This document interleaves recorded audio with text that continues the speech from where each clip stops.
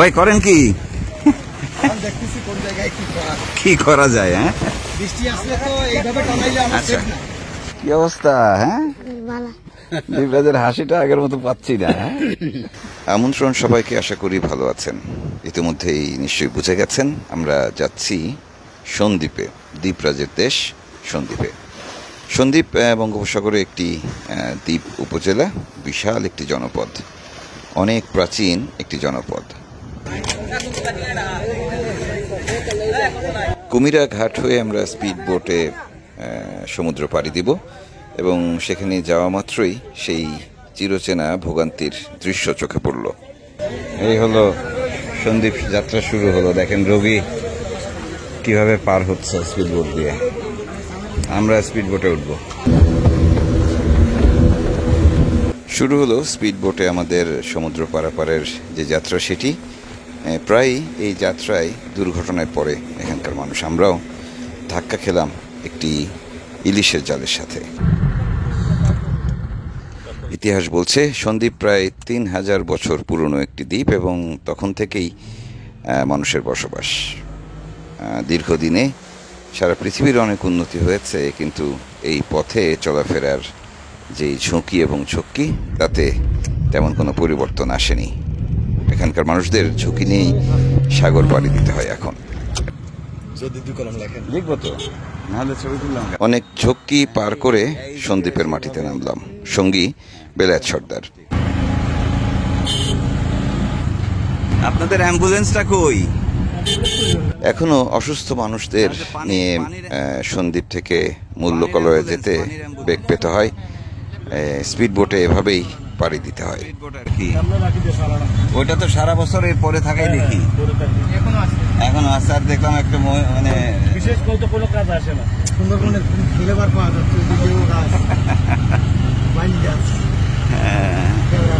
কেওড়া গাছ, হ্যাঁ, এগুলো তো লাগানো আর কি, বিভাগ লাগাইছে। হ্যাঁ, আপনি কি চিন্তা করতেছেন ভাই? হ্যাঁ, চিন্তা করতেছেন। ওরা তখন নিচে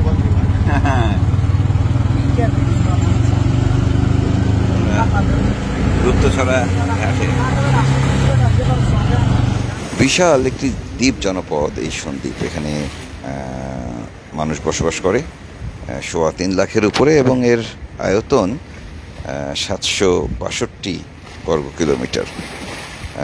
অনেক আগে থেকেই এই দ্বীপটি ভাঙছিল, তবে এখন সেটি স্থিতিশীল হয়েছে, অর্থাৎ দ্বীপ ভাঙছে না। এখানে বিদ্যুৎ এসেছে সমুদ্রের তলদেশ দিয়ে এবং এখানকার মানুষরা বেশ সমৃদ্ধ।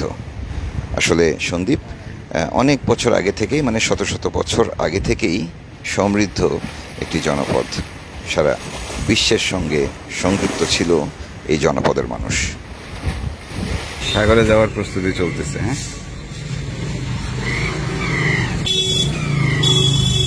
আমরা অবশ্য সন্দ্বীপে থাকবো না, সাময়িক একটি বিরতি নিয়েছি। ছোট ভাই রিয়াদ, তিনি বাজার সদা করে তৈরি হয়েছিলেন। আমরা এখান থেকে সবকিছু তুলে নিয়ে সোজা রওনা দিব বাংলা বাজারের উদ্দেশ্যে। ভাই কি অবস্থা? বাজারটা উঠতেছে না, মুরগি টুরগি, হ্যাঁ, দেশি মুরগি না, এটা ব্রাহ্মা হাইব্রিড আর কি। কিন্তু এই নদী সাগর তো দেখতে পেলাম না 2 দিনে। যাচ্ছি না, আল্লাহ যদি বাঁচায়, কত রকম বাঁচায়। সবকিছু গুছিয়ে 3 চাকার যানে তোলা হলো এবং আমরা কয়েকজন, অর্থাৎ আমি, বেলায়েত সর্দার, সন্দ্বীপের রিয়াদ, মুন্না ভাই এবং রিফাত, আমরা এই কয়েকজন মিলে রওনা দিয়ে দিলাম। সেখানে বাংলা বাজার যে ঘাটটি আপনারা দেখছেন, এখান থেকে আমরা রওনা দিব যেই জায়গাটি আসলে দীপরাজের বাড়ি।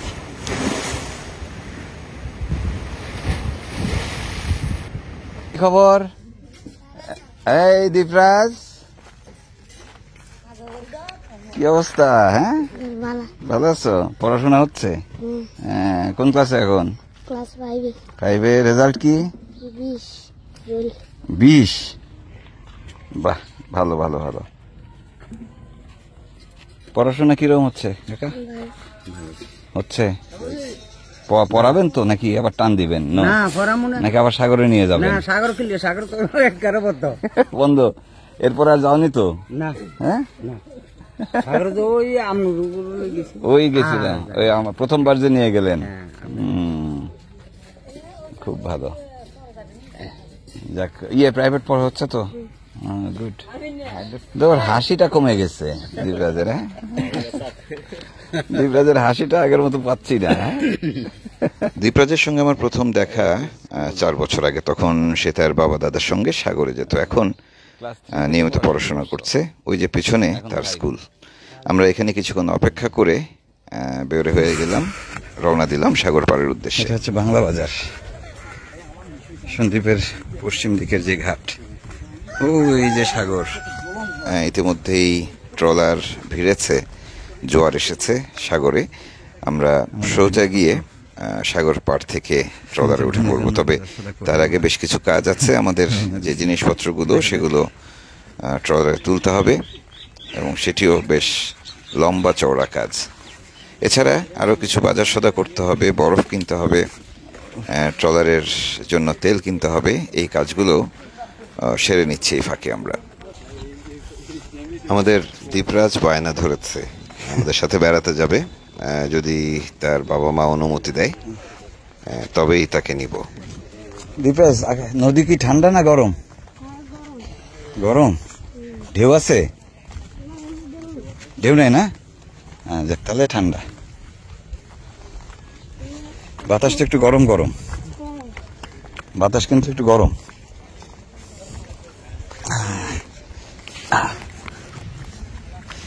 পুরো উপকূলের পরিবেশ প্রায় একই রকম। সেই সাগর, সেই জোয়ার ভাটা, বিস্তীর্ণ চর, স্রোত।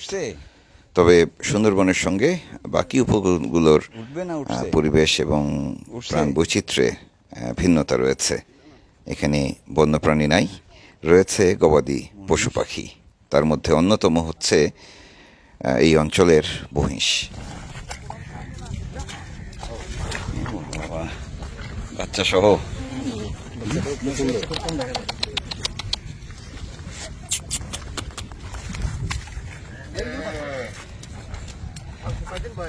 ভাই, বয়স কম কিন্তু। হ্যাঁ, যে কোনো বাচ্চাই খুব সুন্দর দেখায়। দেখেন সারি সারি দিয়ে। হ্যাঁ, আমরা আছি। দীপরাজ থাকুক, যেতে চায়। এই দীপরাজকে কি নিয়ে যাব? ওই রবিবারে স্কুল আছে না?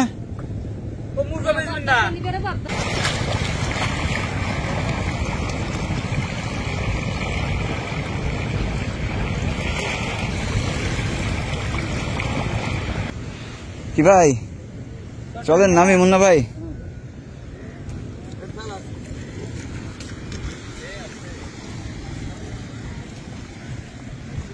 জোয়ার, একদম ভরা জোয়ার এখন নদীতে।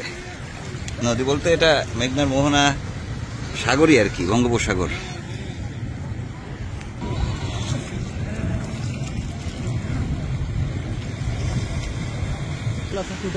তাহলে আমরা দেখা হবে তো?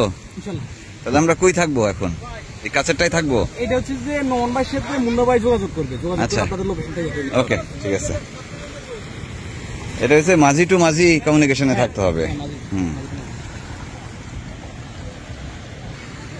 আমরা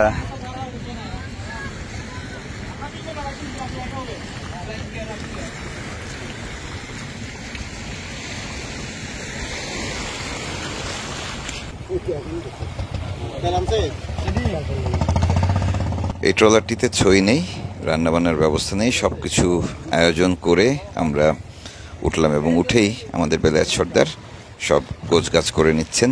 কারণ এখান থেকে চলে গেলে আর নতুন করে কোনো কিছুই পাওয়া যাবে না। আকাশে কিন্তু মেঘ। ওকে,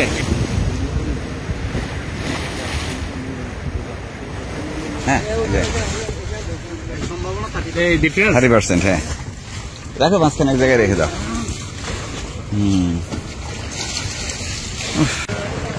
ও ভাই করেন কি? দেখতেছি কোন জায়গায় কি করা যায়। হ্যাঁ, সেট করতে হবে না। এটা হচ্ছে নতুন নতুন করে আমরা সংসার পাতা, নতুন সংসার পাতানো। হ্যাঁ, এটা কি ইঞ্জিন? এক্সেলেন্ট। এক গোতা না? হ্যাঁ,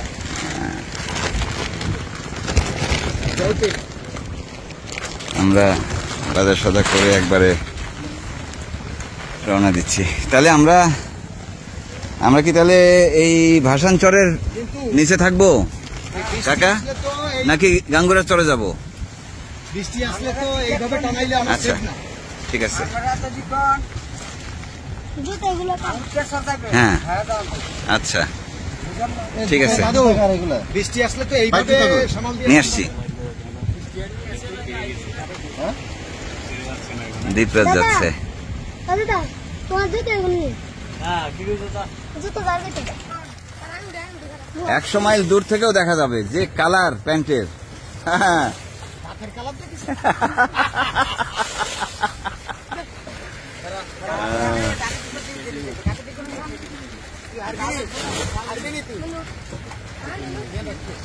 সবাই বরফ উঠতেছে। হ্যাঁ, যাও বাবা যাও।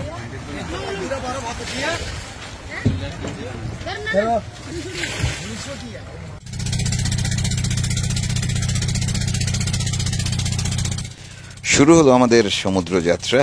সামনে কপালে কি আছে জানি না, তবে আমরা মোটামুটি সতর্কতার সঙ্গেই এই পথ চলবো। আমাদের সঙ্গে বেলায়েত সর্দার রয়েছেন, তিনি রান্নাবান্না করবেন। এমনিতেই বাজার সদা করে নিয়েছি।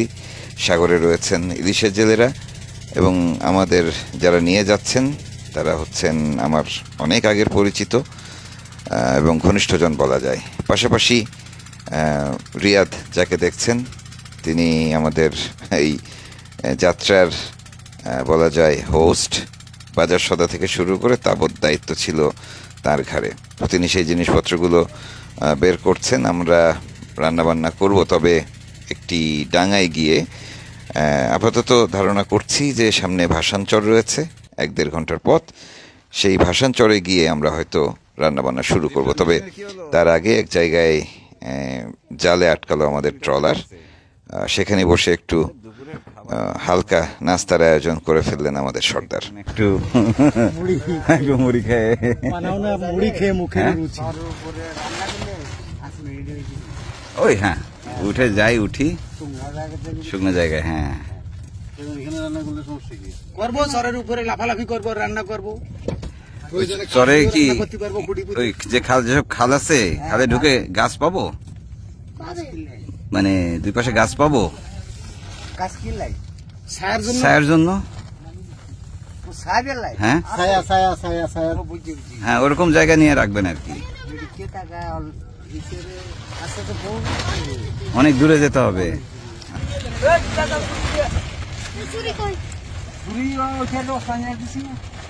হ্যাঁ, দেখছেন আমাদের জন্য একটা জাল তোলার অভিজ্ঞতা হয়ে গেল। এটা কি ওই বড় কোনো ইয়ে থেকে ছিঁড়ে আসছে না? জাল কি একেবারে খানা খানা হয়ে গেছে? মাছ কাটার কথা না, এই আর কাজে আসবে না। দেখা যাক। এদিকে মুড়ি রেডি।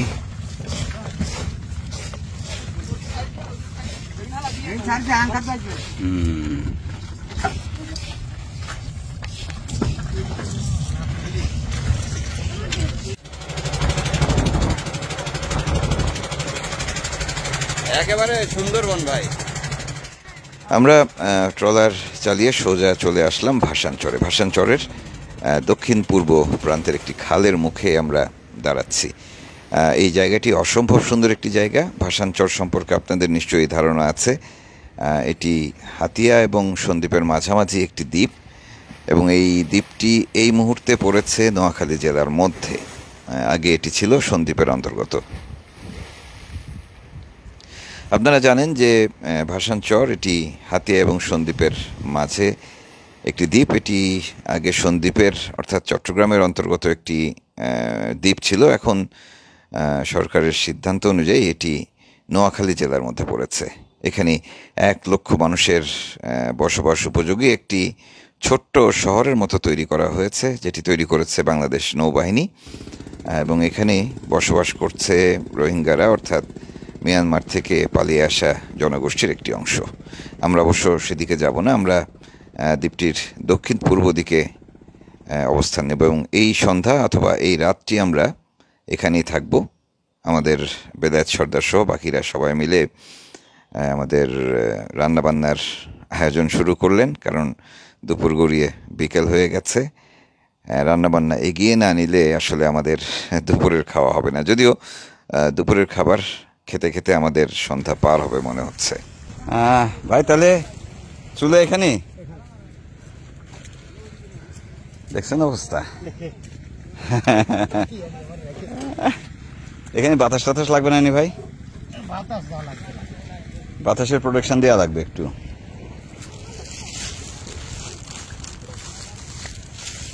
অদ্ভুত সুন্দর একটা জায়গা। জাল খাওয়াতে হবে তো ভাই, খাও দেন দেখি। আমি মনে হয় 20 বছর পরে ধরছি।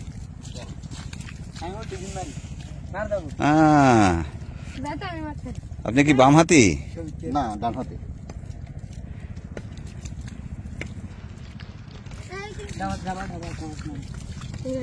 দেখি প্রথম খাও।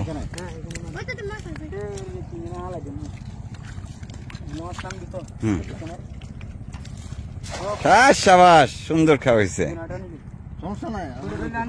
এত সুন্দর খাও যে দিতে পারে।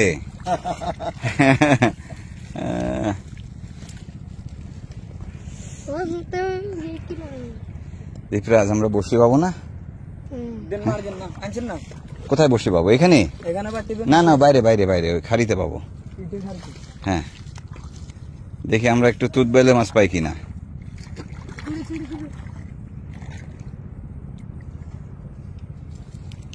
এখানে একটু ডালপালা বেশি হবে, কেওড়া বন যেহেতু। দেখি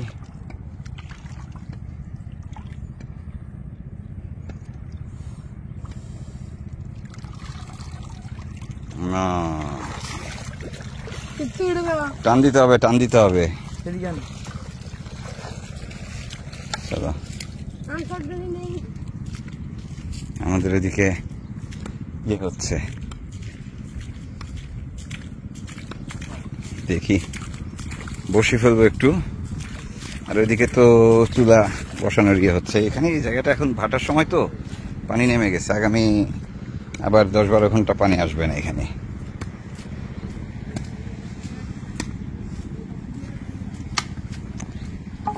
এদিকে কি হবে প্রোটেকশন? লার্কি নিচ্ছেন? আচ্ছা, ঠিক আছে। পানি কটটুক ভাই?